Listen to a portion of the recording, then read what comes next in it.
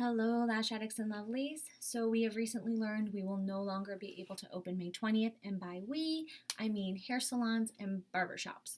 So, I, Jessie D Artistry, am speaking on behalf of Amethyst Lounge and my personal experience being a small business owner during COVID 19. However, many in my industry are experiencing the same situation both in Connecticut and nationwide. I am a licensed esthetician and lash technician whose spa was shut down indefinitely on March 18th. The first of many issues is individuals in our industry are still struggling to receive government assistance, including myself. The personal and business bills are piling up, even though I am forbidden to take clients. This was the perfect opportunity for me to save for my maternity leave in September, and many of my industry friends will be closing their doors due to the stress on their businesses and mentality as well. Secondly, we are not being treated equally as beauty professionals.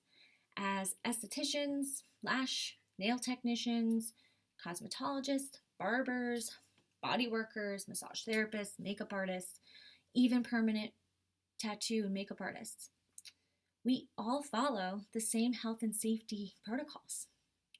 Those of us that are ready to reopen have spent hundreds of thousands of dollars on supplies to make sure that we are compliant with COVID protocols, as well as continuing education during quarantine to ensure our clients' safety.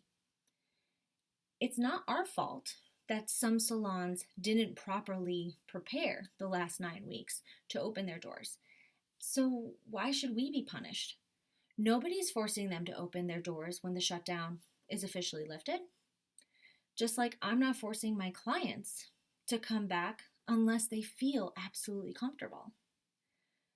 How is it that it will then be acceptable for when the order is officially lifted that one health department will allow their businesses to open, but the next district over is going to remain closed due to different protocols? That's unethical, guys. Doesn't make sense.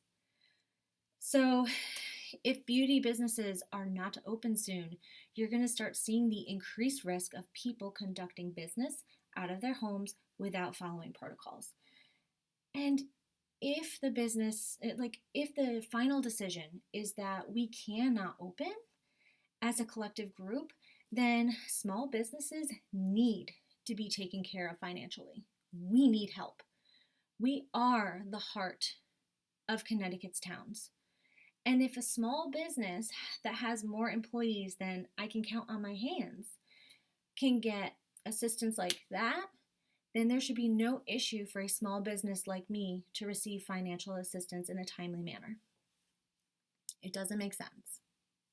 And I personally feel that being limited to a few clients a day in a controlled appointment-based environment, disinfected with medical grade supplies, is much safer than going into a grocery store. Many people don't know how to properly utilize their personal PPE supplies outside of the medical and beauty industry, and they're continuously touching their face, trying to adjust their mask with their gloved hands, only to then touch the produce with their cross-contaminated gloves. Bottom line, I am speaking for a very large group of people, primarily women-owned businesses. However, we all need to be treated equally. This is a time that we are going to start seeing beauty industry professionals standing up. You're going to see rallies, you're going to see spas and salons opening against protocol, and many of us at this point are willing to be arrested just to put food on the table for our families and to make a stand for what is stated in our Constitution. And I dare them. I dare them to arrest me. Being 6 months pregnant, it would make for an amazing story and a lawsuit. People are being blinded by this virus to not notice their rights are being stripped away piece by piece. People are getting sick, guys. Yes, I understand that. People get sick every day from a number of things. They get better from a number of things. They die from a number of things. It's just life. Some people make it, some people don't. I have friends that have had COVID and been absolutely fine. But This stay-at-home order was meant to flatten the curve, not to come up with a cure. Because I'm sorry, you cannot force a cure upon somebody that doesn't want it. And you cannot force people to go into families' homes and test them for symptoms and potentially pull their families apart. That's overstepping boundaries that that we were seeing in World War II.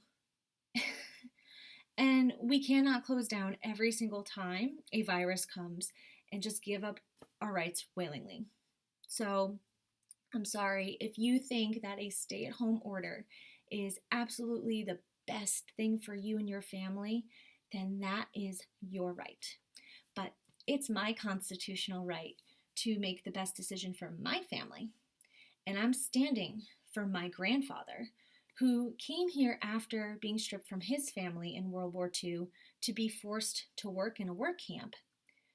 And then he overcame that and opened a successful business in the US. And I'm standing for those that have been recently muted by the media for speaking their mind and speaking their truth. And I am done being ignored by our governor and the media as well. We all need to start living right now, guys, with knowledge and not fear. I've been saying it from day one. And if it means that becoming a fire starter is what needs to be done to be heard, then so be it. Love, light, lashes, guys.